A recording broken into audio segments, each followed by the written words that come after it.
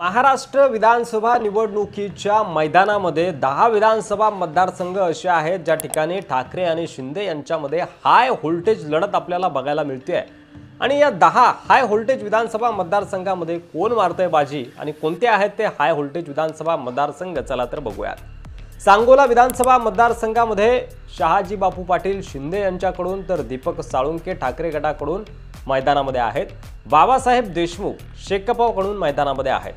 सांगोला हा शेकापचा पारंपरिक बालेकिल्ला आहे आणि त्यामुळे शेकाप आणि शिवसेनेत लढत असणार आहे। शिंदेंनी शहाजी बापू पाटील यांना उमेदवारी दिली आहे तर ठाकरे गटाने दीपक साळुंके यांना मैदानात उतरवलंय। शेकापच्या बाबासाहेब देशमुख यांच्या उपस्थितीमुळे तिहेरी लढत होईल।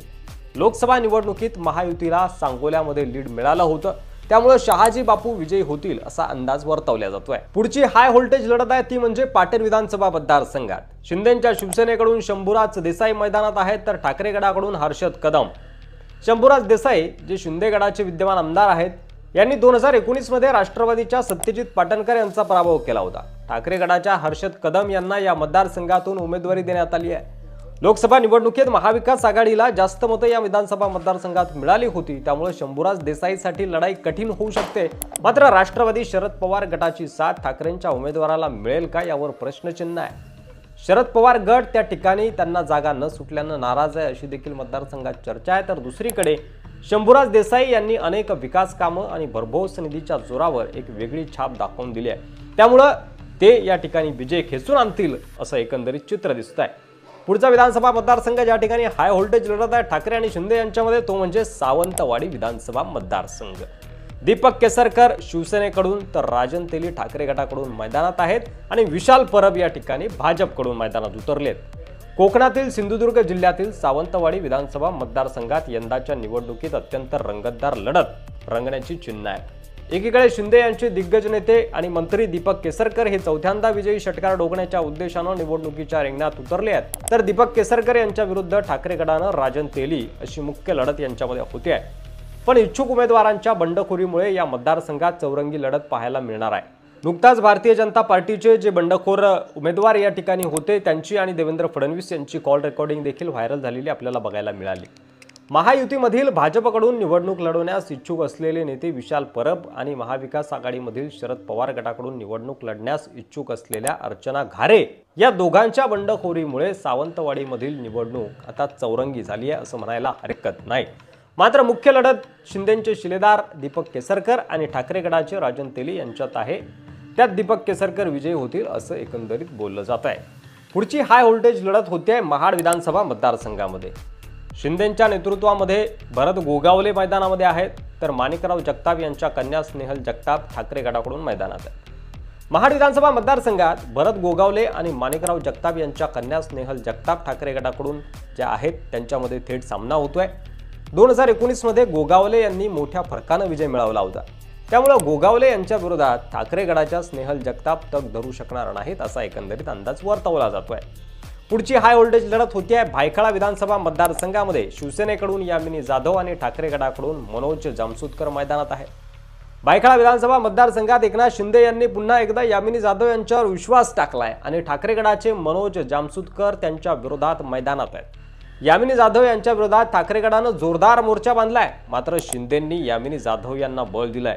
स्थानिक पातळीवर शिवसेनेचं संघटन मजबूत आहे आणि एकनाथ शिंदे मुख्यमंत्री झाल्यावर विविध विकास कामं या ठिकाणी चालली आहेत, त्यामुळे यामिनी जाधव पुन्हा विजयी होतील असा विश्वास शिवसैनिकांना आहे। पुढचा विधानसभा मतदारसंघ ज्या ठिकाणी हाय व्होल्टेज लढत बघायला मिळते तो म्हणजे जळगाव ग्रामीण विधानसभा मतदारसंघ। शिवसेनेकडून गुलाबराव पाटील तर राष्ट्रवादीकडून आहेत गुलाबराव देवकर शरद पवार गटाकडून। गुलाबराव पाटील यांनी 2019 मध्ये मोठ्या मतांच्या फरकाने विजय मिळवला होता, तथापि ठाकरे गटाने सुनील महाजन यांना उमेदवारी देण्याची इच्छा दर्शवली होती, मात्र शरद पवार गटाने त्या ठिकाणी गुलाबराव देवकर यांना मैदानात उतरवलंय। या मतदारसंघातून लोकसभा निवडणुकीत महायुतीला मोठी आघाडी मिळाली होती, त्यामुळे आणि शिंदेंच्या गुलाबराव पाटलांची शरद पवार गटाशी लढत असल्यामुळे गुलाबराव पाटील यांचा विजय सोपा झालाय असं बोललं जात आहे।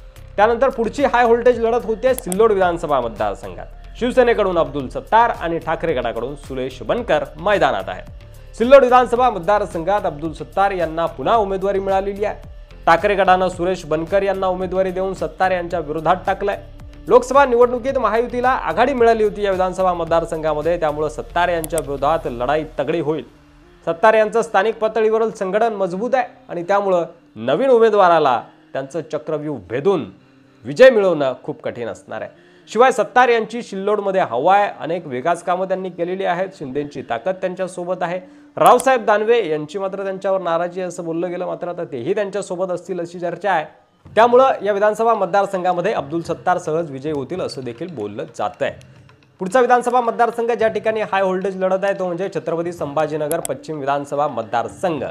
शिवसेनेकडून संजय शिरसाट तर ठाकरे गटाकडून राजू शिंदे मैदानात आहे।